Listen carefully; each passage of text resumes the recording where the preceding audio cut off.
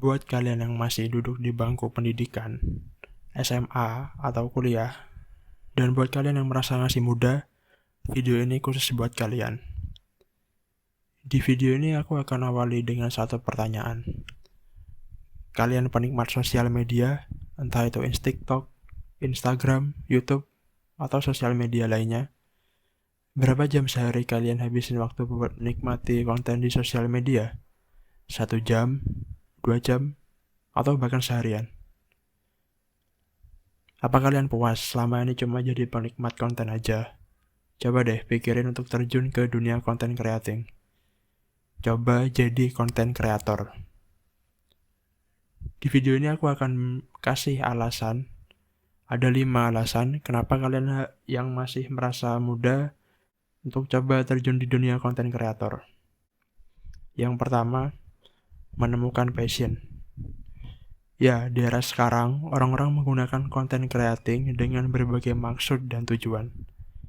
Ada yang suka bikin vlog, atau sekarang istilahnya yang sering dipakai daily in my life, yang dipakai oleh konten kreator TikTok, review tempat makan, dan masih banyak lagi jenis konten yang ada. Selalu ada cara untuk bisa menyalurkan apa yang kalian suka lewat bikin konten-konten kreatif di sosial media. Nah, ini pas banget buat kamu anak muda yang masih ngerasa galau soal passion. Dengan bikin konten kreatif, kamu bisa menyalurkan ide, pemikiran, dan perasaan kalian mengenai apapun dan mengolahnya menjadi sesuatu yang layak untuk dinikmati oleh orang lain. Dengan membiasakan untuk mengekspresikan diri kalian dengan membahas topik-topik tertentu, kamu bisa aja menemukan passion kamu sebenarnya dari sekian banyak bidang yang sudah kamu eksplorasi. Siapa tahu, nanti passion atau hobi kamu yang digabung dengan jalan konten kreator bisa jadi pilihan karir kamu ke depannya. Coba aja. Yang kedua, berbagi pengetahuan. Ya, kamu bisa membagikan isi pikiran kamu mengenai hal tertentu. Secara tidak langsung, kamu berbagi pengetahuan dengan penikmat konten kalian. Asal kamu tahu aja, di era sosial media yang gila-gilaan ini, banyak banget generasi milenial yang lebih percaya dengan mendengar pendapat atau pengalaman orang lain terhadap sesuatu dibanding dengan misal menonton iklan komersil. Bener gak? Kalian kan pasti lebih percaya review orang daripada kalian lihat iklan suatu produk misalnya. Kalau kalian emang suka untuk berbagi atau bertukar pikiran dengan orang lain, bikin konten di sosial media ini cocok banget buat kamu. Dengan ini, kalian bisa menjadi sumber informasi yang berfaedah bagi orang lain. Tapi ingat, jangan asal bikin konten yang gak jelas, hoax, atau pembodohan. Kan kalian tahu pasti ada konten-konten sampah kayak gitu di sosial media dan banyak. Karena ini sangat berpengaruh nantinya dengan branding kalian. Lanjut alasan yang ketiga, membangun networking yang lebih profesional. Yang namanya media sosial, pasti tujuan utamanya adalah membangun networking atau interaksi dengan orang lain. Ketika kamu bikin konten kreatif secara konsisten di sosial media dengan jenis, tujuan, dan target penikmat konten tertentu, ini bisa bikin kalian punya networking yang luas. Emang bisa ya? Ya tentu bisa. Asal kalian tahu, dunia konten kreatif sangat tersegmentasi sesuai dengan topik dan bidang tertentu. Contoh, ketika kamu membahas topik yang kamu sukai, misal fotografi, akan ada komunitas tertentu yang menikmati konten kalian dan pasti akan berusaha untuk membangun koneksi dengan kamu yang memiliki minat sama dengan mereka. Ingat, networking di sosial media ini tidak terbatas antara kamu sebagai konten kreator dengan followers aja. Kalian juga bisa menjalin relasi dengan sesama konten kreator, seorang profesional di bidangnya, atau bahkan brand. Alasan yang keempat, mengasah kemampuan berpikir kreatif kalian. Berpikir kreatif di era sekarang itu adalah salah satu skill yang harus kalian punya sebagai anak muda. Kenapa?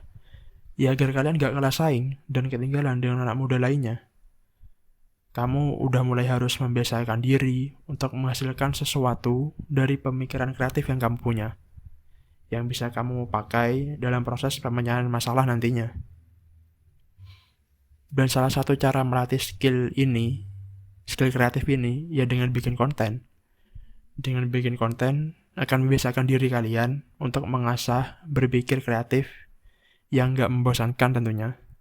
Kenapa gak membosankan? Ya karena kalian bebas mengekspresikan diri kalian dalam banyak cara sesuai dengan apa yang kamu senangi. Nah, ketika makin sering kamu bikin konten, maka kalian akan dipaksa terus untuk berpikir secara kreatif.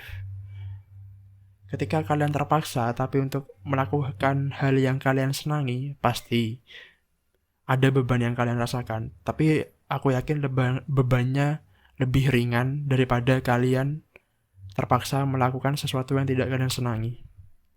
Dan percaya deh, nanti ketika kamu udah terbiasa berpikir kreatif, ini akan jadi skill yang sangat berguna buat kamu ke depannya. Yang terakhir, menghasilkan uang.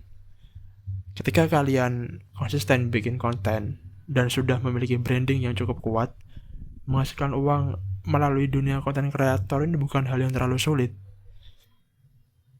Banyak cara yang bisa kalian lakukan untuk mendapatkan uang.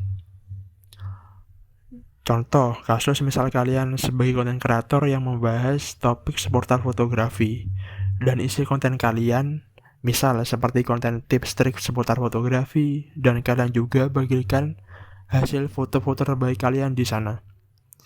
Jika dari contoh tadi, kalian bisa menghasilkan uang dengan cara menjadi misal freelance fotografi, berjualan preset, atau bahkan buka mentor fotografi khusus untuk pemula. Dan kalian masih bisa banyak explore lagi tentang cara menghasilkan uang di sosial media ini sebagai konten kreator. Karena ketika kalian bikin konten di sosial media, secara tidak langsung kalian sudah membangun branding dan reputasi.